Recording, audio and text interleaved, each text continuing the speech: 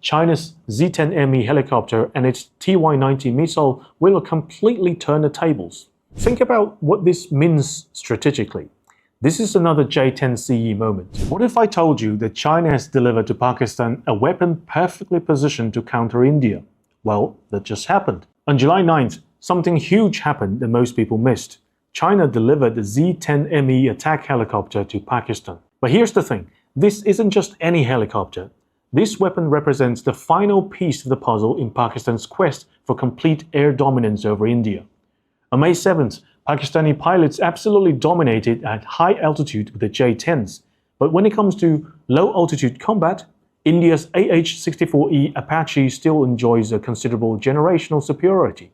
Before this delivery, Pakistan's most advanced attack helicopter was the American-developed Bell AH-1 Cobra from 1967, lagging behind India by an entire decade. These two helicopters were simply not in the same weight class when it came to weapons, radar, and electronic countermeasures. During the initial helicopter engagements that would accompany tank advances, Pakistani pilots were at a severe disadvantage at a low altitude. But now, China's Z-10ME helicopter and its TY-90 missile will completely turn the tables. Enter the TY-90 missile. This is the world's only air-to-air missile specifically designed for helicopter combat. Traditional missiles like AIM-9 weighs 85 kilograms and measure 3 meters long, which is too large and heavy for helicopters. Their size severely limits maneuverability when mounted. The TY-90 is just 25 kilograms and under 2 meters. But size isn't everything. Here's what makes it revolutionary. Most air-to-air missiles are built for high-altitude fighter jets. Their targeting systems literally degrade when you try to use them at low altitude. The TY-90 is optimized for exactly that environment. It has 360-degree launched envelope and can engage targets up to 4,000 meters. That means Pakistani Z-10s can now counter enemy helicopters and fighters attacking from any direction, including from above. TY-90 also adds ultraviolet guidance to its infrared seeker. Means the TY-90 missile can more effectively target helicopters and drones with weaker infrared signatures and even engage fighters coming in from the front. But here's where it gets really interesting. This delivery is actually Pakistan's revenge story against America and India's arrogance. Back in 2014, Pakistan was shopping for new helicopters. They put 4 models through their paces: the American AH-1Z, Russian Mi-35, Turkish T-129, and Chinese Z-10. Pakistan's initial choice was the US AH-1Z. The Americans approved 15 units in a deal worth about $952 million. Everything seemed set until 2018, when the US suddenly pulled the plug, citing Pakistan's insufficient counterterrorism efforts. Pakistani AH-1Zs ended up gathering dust in Arizona warehouses. So Pakistan turned to Russia's Mi-35, but India, being Russia's major arms customer, applied diplomatic pressure. The result?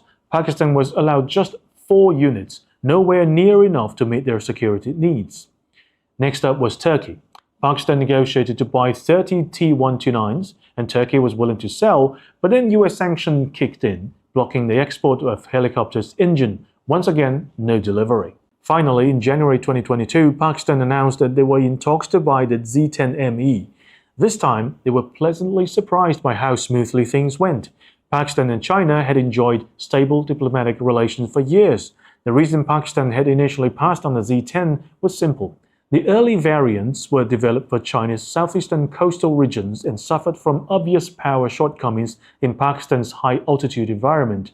But the new Z-10ME variant changed everything. Equipped with the WZ-9G engine producing 1,300 kilowatts, it delivered a 20% improvement in climb rate and 10% boost in acceleration, completely eliminating the high-altitude limitations. In 2024, both countries signed a formal procurement agreement, and deliveries began this year.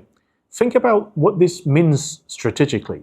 This is another J-10CE moment. Pakistan now has integrated Chinese data link. This means that the Z-10 can carry out ambushes under cover of Pakistan's mountainous terrain, launch surprise attacks on India's Apaches with support from ground radar, drones, and forward observers.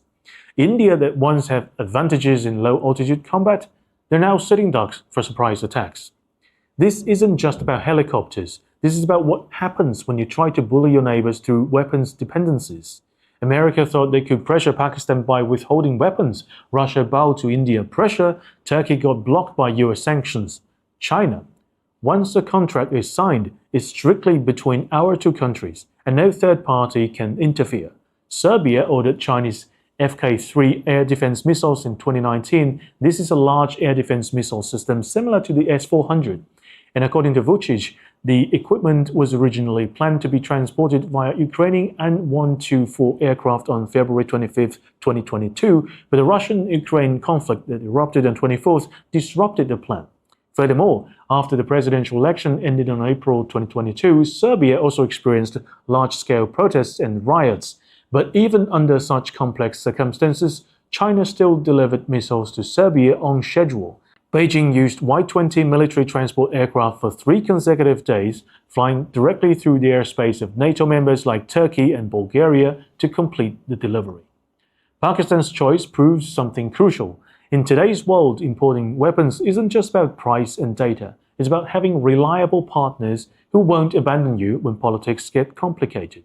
Pakistan learned this lesson the hard way, but now here's the question. Where is India supposed to find a partner like that when their homegrown weapons program keeps running into problems while their ambitions keep growing?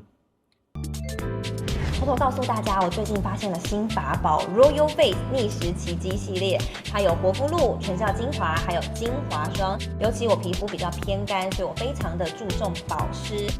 保湿做得好，肌肤自然烹润。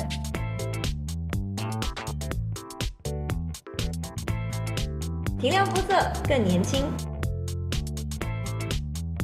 抚平皱纹超有感，而且气色变好。用心保养，每天都更美一点。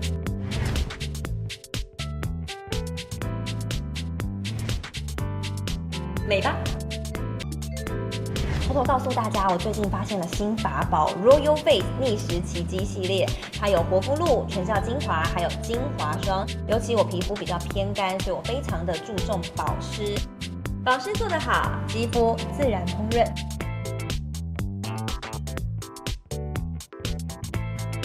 提亮肤色更年轻，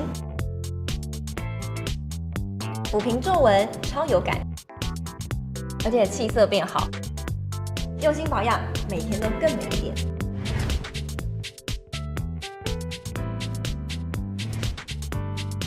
美吧！